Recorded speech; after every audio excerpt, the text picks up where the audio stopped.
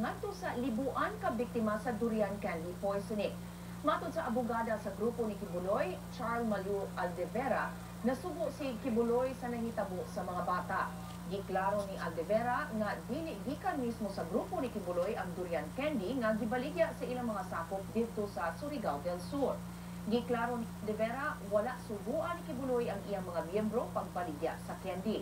Hinuon usa na ka public knowledge ang pagpamaligya og candy sa mga sakop sa grupo ni Kibuloy. Pulos mga sakop sa Kingdom of Jesus Christ ang mga ambulant vendors na nasikop didto sa Surigao del Sur. Matod sab sa abogada, nakig-alayo na ang grupo ni Kibuloy ngadto sa mga investigador alang sa investigasyon ug unsay ilang matabang ngadto sa mga biktima. Andam sab ang grupo mubutang og piyansa alang sa ilang mga nasikop nga sakop kinsa gipasakaan na og sumbong sa piskalya. Dito sa Iloilo, 8